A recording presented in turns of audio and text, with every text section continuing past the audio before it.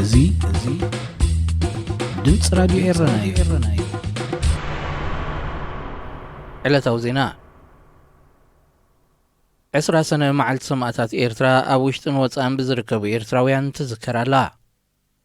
እዛ ህዝቢ ኤርትራ ምእንቲ ናጽነት ሃገሩ ዝኸፈሎም ውልዳቱ ዝዝክረላ ዕለት ሕድሮም ንምትግባር እውን መብጽዑ ዝሕድሰላ ዕለት ኮይናላ።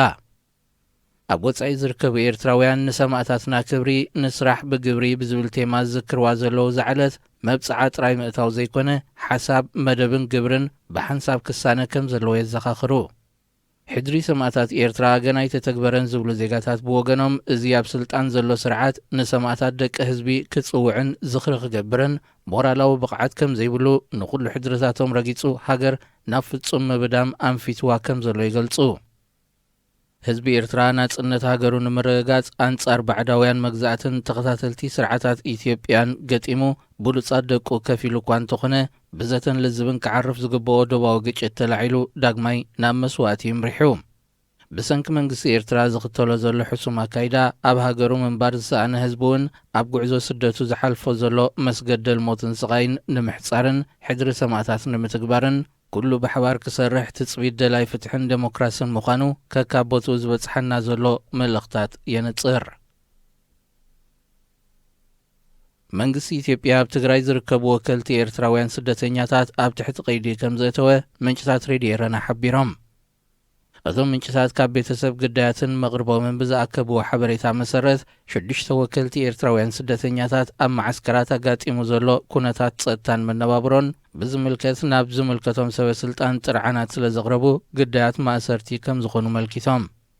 እቶም ብ15 ሰነ ኣብ ትሕቲ ቀይዲ ዝኣተዉ ኤርትራውያን ስደተኛታት ካብ ዘቕረብዎ ሕቶታት ማዓስከር ስደተኛታት ናብ ውሑስ ቦታ ክሰጋገር፣ ካብ መንግስትን ተጸዋዒ ስደተኛታትን ግቡእ ቆላሕታ ክግበር፣ ስደተኛ ካብ ፖለቲካዊ ጸግዒ ናጻ ክነሱ፣ ከም መባድልቲ ዝጥቀምሎም ዘለዉ ፖለቲከኛታት ደው ከብሉ፣ ምስ ለበዳ ኮቪድ-19 ተኣሳሲሩ ቀረብ መድሃኒትን ማይን ዝኣመሰሉ መሰረታውያን ነገራት ቆላሕታ ክግበረሎም ዝብልን ካልእን ይርከቦ። ኣብ ኩለን ኣብ ትግራይ ዝርከባ ማዓስከራት ስደተኛታት ወኪሎም ነዚ ጥርዓን ዘቕረቡ ኤርትራውያን ግዳይ ማእሰርቲ ኮይኖም ከም ዘለዉ ዝሓበሩ ቤተሰቦም መግቢ ይኹን ክዳውንቲ ናብ ቤት ማእሰርቲ ክእትውሎም መንግስቲ ከም ዘይፈቐደሎም ሓቢሮም። ኣብ ትግራይ ንዝተፈጸመ ምጋስ መሰላትን ገበናታን ጸር ሰብኣውነትን ንኽጻረይ ሕብረት ኣፍሪቃ ፍሉይ ሓይሊ ምዃሙ መንግስቲ ኢትዮጵያ ዘለዎ ተቃውሞ ስሚዑ። ሚኒስትሪ ጉዳያት ወጻኢ ኢትዮጵያ ብዕለት 17 ሰነ ኣብ ዘውፅኦ መግለጺ ሕብረት ኣፍሪቃ መርማሪት ኮሚሽን ከቕወም በይናዊ ውሳኔ ምውሳዱ ንመንግስቲ ኢትዮጵያ ከም ዘጓሃዮ ሓቢሩ።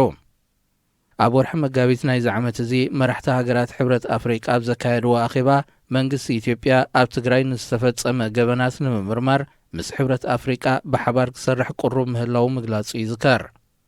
ናይ ፈለማ ርክብታ ኮሚሽን ናብ ጋምቢያ ከተማ ባንጁል ክኸውን ብድሕሪኡ ኸዓ ናብ ዝተፈላለየ ከባቢታት ትግራይ ብምዝውዋር መርመራ ክተካይድ ምዃና ተገሊጹ። መንግስቲ ኢትዮጵያ ኮሚሽን ሰብኣዊ መሰላት ሕብረት ኣፍሪቃ ወሲድዎ ዘሎ ውሳኔ ኣንጻር ዝቖመሉ ዕላማ ስለ ዝኾነ ንውሳኔኡ ዳግመ ግምት ክገብረሉ ኣለዎ ብምባሉ እቲ ዝካየድ መርመራ ብዘይፈቓድ መንግስቲ ኢትዮጵያ ከመይ ክሳለጥ እዩ ንዝብል ሕቶ ገና ምላሽ ከም ዘይረኸበ ዲፕሎማሰኛታት ይገልጹ።